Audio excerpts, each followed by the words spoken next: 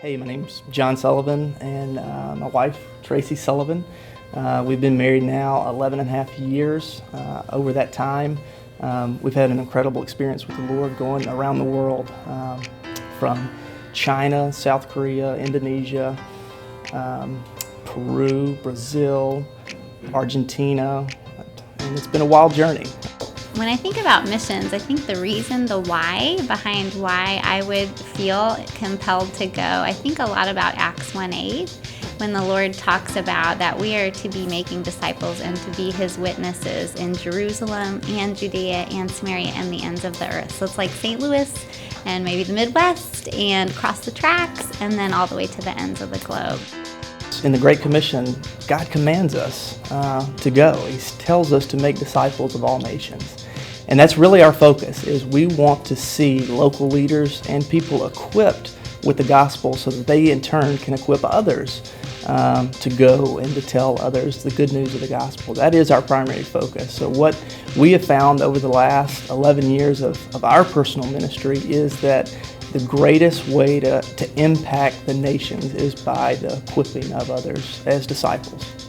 So a trip, when I did that and had the privilege to go overseas, that experience for me made the world very real. It made the globe small. And I realized that there's a whole church of people, His church, are happening simultaneously all across the world. And I felt so small and yet so connected to what God is actively doing in the world. I found myself coming back from being overseas and closing my eyes just to worship and to think of them with crackly sound systems and tin roofs and knowing that that place was so holy and alive. So God calls some of us to send missionaries, and God calls some of us to go. And I remember I was at my college ministry as a junior, and I was sitting there, and I was not somebody who had gone on mission trips before. I was somebody that pretty much stayed in the United States and hadn't ever done a mission trip before. And I remember sitting there in this huge auditorium, and my college pastor was going through all the different places he was going to send people in the upcoming months. And as soon as he turned around the picture to show West Africa, Senegal, West Africa, I just remember crying, and I was just like, I have to go there. It wasn't a matter of sending, it wasn't a matter of like just being here and listening about it. I had to go. And people were like, why did you do that? You've never gone on a mission trip before. Don't you want to do something a little more domestic first, kind of ease your way into the process? And I was like, no, like I have to go. And it was just one of the most eye-opening experience of my life. I remember the very first person we met when we got to the community that we were in.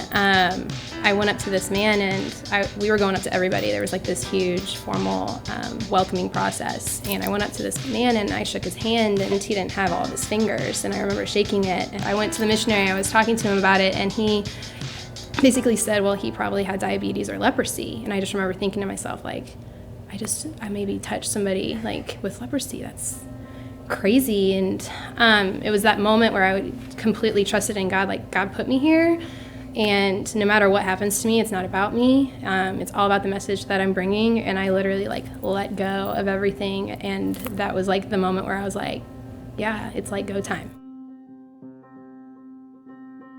Hello, my name's David Albrecht.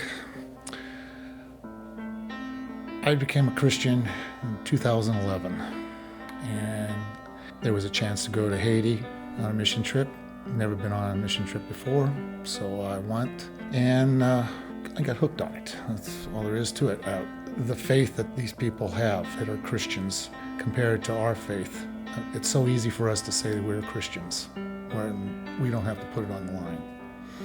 And that's why I go. Where I go, in the 1040 window, there is less than 2% Christians.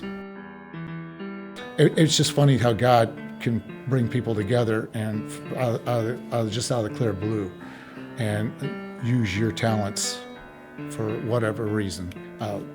Now, when I do go over to Ethiopia, I take over and make 5-gallon water purification systems for households and for an orphanage or a church and that.